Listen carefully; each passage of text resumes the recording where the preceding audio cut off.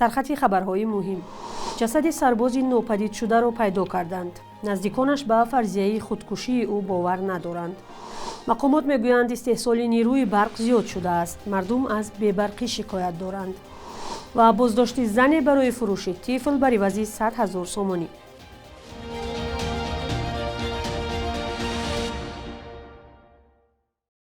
سلام بینندگان عزیز، به برنامه نوید بامدادی خوش آمدید. امروز دوشنبه 26 ژانویه است.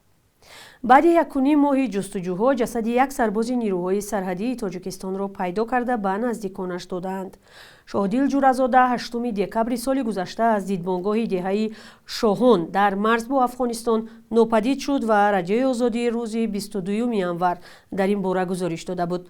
پیوندان شاهدیل جورزاده 24 ژانویه به رجای آزادی گفتند جسد این سرباز را از بیمارستان حربی یا گوسپیتال دوشنبه گرفته در پنجکن دفن کردند. به نزدیکان این سرباز گفتند او در دریای پنج غرق شده، جسدش در طرف افغانستان پیدا شده است. به گفته برادر سرباز به آنها گفتند که شاهدیل گویا خودکشی کرده است، اما آنها به این باور ندارند. مقامات درباره سبب‌های فوت او چیزی نمیگویند. یک منبع آگاه از مقامات انتظامی ختلان گفت روز حادثه شاهدیل با 2-3 سرباز لب دریا آبگیری رفتند و وی به همخدمتانش گفته است که شما روید من از پس میآیم، اما بر نگشته است. سال 2025 در تاجیکستان حجم استحصال نیروی برق زیاد شده به 24 میلیارد کیلووات ساعت رسیده است. این آمار روز 23 ژانویه در جلسه سالانه حکومت تاجیکستان صدا داد. در شرایطی که شکایت ساکنان مخصوصا در فصل سرما از کمبود نیروی برق کم نیست، مقامات گفتند سال 2025 در کشور تولید برق 7% زیاد شده است. همچنین تاکید شده است که سال گذشته با هدف رشد ساحه انرژتیکا 13 لایحه با مبلغ بیش از 14 میلیارد سومانی مورد اجرا قرار گرفته است. این در حالی است که کمبود برق در این سال هم در کشور برطرف نشد و برعکس ساکنان مخصوصا در منطقه ها از کمبود شدید برق شکایت دارند. مسئولان شبکه‌های تقسیم برق با فرستادن پیامک چند ماه پیش به مردم از جمله ساکنان دوشنبه هشدار دادند که استفاده برق را کم کنند. مقامات سبب این دعوت را به کمشوی آب در دریاها ربط داده بودند که به گفته آنها به حجم استحصال آن تاثیر رسانده است. کمیته دفاع از خبرنگاران تاجیکستان را در 10 گانه کشورهای جای داده است که از همه زیاد خبرنگاران را زندانی کردند.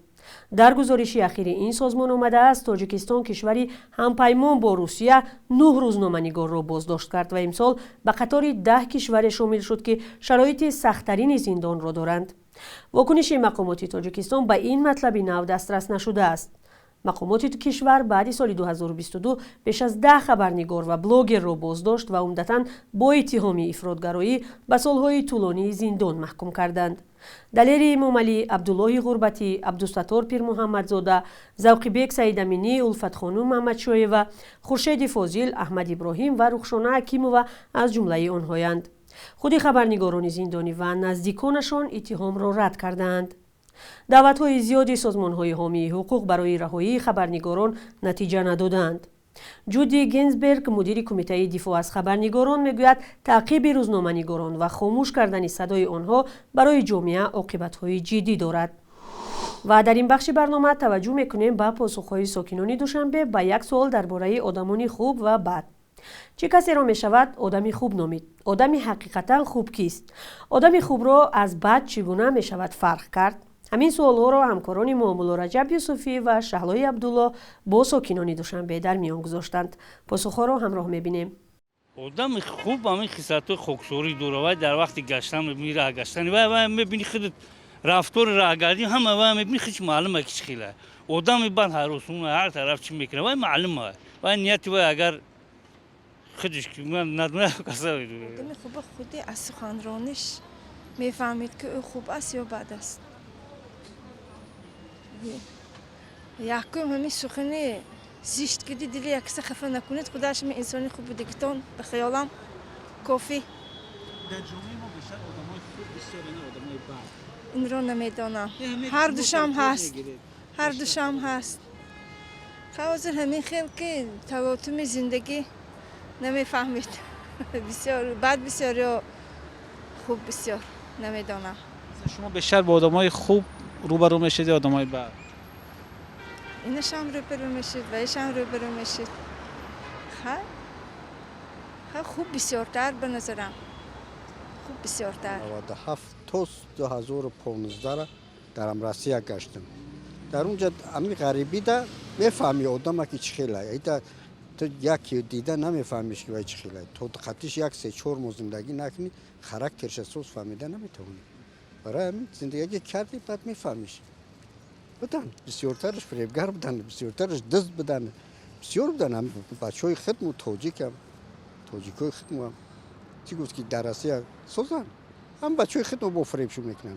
اکن آدمی بعد از آدمی خوب در حیات میبینی، در بعضی حالت ها میبینی که عملش چی هست، رفتارش چی هست، به نفعی کی، به نفعی چی میگوید.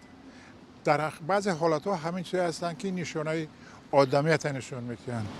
واقعا سوال که بعضی میگن در جامعه ما آدمای خوب کم مونده است، شما راضی هستید؟ نه، آدمای خوب برعکس زیادند. یک چیز است، همین بسیار وقت تنگ دستی آدم نمیماند که خوبی کند. بعضا وقت میشود که همین شرایط نمیشود که یک نیکی کند. این معنای اون رو ندارد که آدم گنده هست. اکنون وابسته به شرایط زندگی، شرایط جمعیت، شرایط هر یک آدم وابستگی داره. من فکر میکنم که 99% خلق شریف تاجیکستان آدمای خوب هستند، آدمای با معرفت هستند، آدمایی هستند که نکوکار هستند، آبادکار هستند. همین چیزی که میبینید همش همین نتیجه مهنت مردم تاجیکستان است. همین قدر آبادی و همین قدر پیشروی و همین قدر چی. فکر من همین. Это очень сложно, потому что عین زمان شناختن آدم خوب و یا بد خیلی دشوار است، زیرا پشت چهره‌های معمولی امروز میتوان هم آدم خوب پنهان شود و هم برعکس. عادتاً با آن نگاه میکنه که انسان تا کدام اندازه مهربان و غمخوار است و تبسم میکند. شاید همین گونه است. بعداً از صحبتش معلوم میشود. улыбается. Наверное, как-то так. А там уже дальше видно по разговору. فرق کردن تو وای خودش اگر همی کارشا روشن نکنه فهمیدن خینه ویا ای دهن خودش میفهمید. فرق آدم خوب و آدم بد دهمیه که مقصد آدم خوبه هم چهرهش میفهمی که خوبه. مقصد طرز سلام، طرز آدابی را اگردی میفهمی که خوبه. آدم بدش دغل، چهرهش دغل، خودش دغل.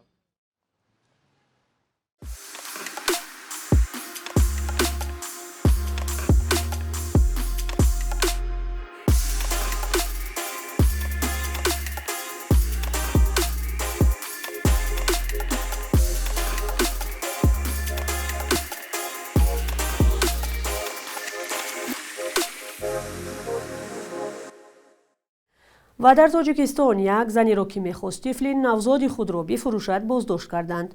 او را برای صادر نمودن جنایت خرید و فروش نابالغان گمان بر دانستند. وزارت کارهای داخلی با نشر نواری در این باره گفت زهرا خان رازیقова ساکن ناحیه رودکی قصد داشت طفل 8 ماهه خود را بر عوض 100,000 سومانی به کسی دیگر بفروشد و روز 18 ژانویه وقتی گرفتن پول بازداشت شد. نظر خود زن و سبب‌های به این عمل دست زدن او معلوم نیست. چون معمول حالا بخش یک روز در تاریخ را می‌بینیم که مهمترین تحولات تاریخی در روز 26 ژانویه را فرا می‌گیرد.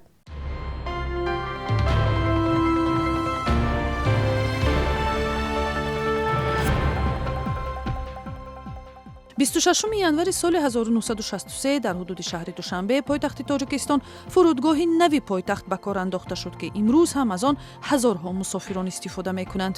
таърихи авиатсияи Тоҷикистон аз солҳои аввали таъсиси ин ҷумҳурии шӯравӣ дар 3 сентябри соли 1924 оғоз меёбад, вақти аввалин ҳавопаймои Ю-13 аз шаҳри Бухоро дар хоки Душанбе фуруд омад. баъд ин дар марказҳои дигар шаҳру минтақаҳои Тоҷикистон ҳам фурудгоҳҳо ифтитоҳ шуд, вале дар солҳои истиқлолияти Тоҷикистон бо сабабҳои зиёд аз ҷумла мушкил дар мудирияти соҳа пурра истифода намешаванд. бар асоси тағйирот ба кодекси оилаи Тоҷикистон аз 26 январи соли 2011 издивоҷи шаҳрвандони ин кишвар бо хориҷиҳо бо маҳдудият рӯбарӯ шуд. дар сурати ақди никоҳ дар тоҷикистон домоди хориҷии арӯси тоҷик бояд чанд шартро иҷро кунад. ҳадди аққал 1 соли охир дар тоҷикистон ба сар барад, аҳдномаи никоҳро имзо кунад ва муҳимтар аз ҳама арӯсро бо манзили истиқомати шахсӣ таъмин кунад. мақомот ин шартҳоро талоши ҳимояти ҳуқуқи занони тоҷик меноманд, вале коршиносони байналмилалӣ инро нақзи ҳуқуқ мегӯянд. 26 январи соли 1973 оҳангсоз ва муассиси гурӯҳи мусиқии Авесто Ҷасур Халилов таваллуд шудааст. асарҳои ӯ дар равияҳои замонавии мусиқӣ мисли попу ҷаз эҷод шуда, Авесто яке аз гурӯҳҳои касбии мусиқии собиқадор дар саҳнаи ҳунари тоҷик ба шумор меравад. Ҷасур Халилов ташаббускори ташкили ҷашнвораи мусиқии ҷаз дар Тоҷикистон ва Осиёи Марказӣ мебошад.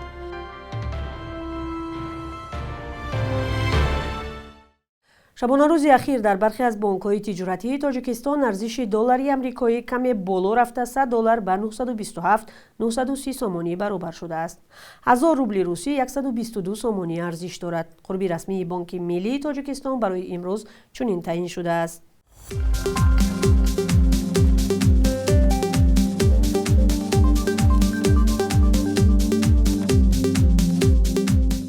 бинандагони азиз, ташаккур барои ҳамроҳӣ. Навиди бомдодӣ буд бо чанд хабар. Хабарҳои дигарро дар идомаи рӯз аз сомонаи Радиои Озодӣ ва саҳифаҳои мо дар шабакаҳои иҷтимоӣ пайгирӣ кунед. Хайр, то фардо.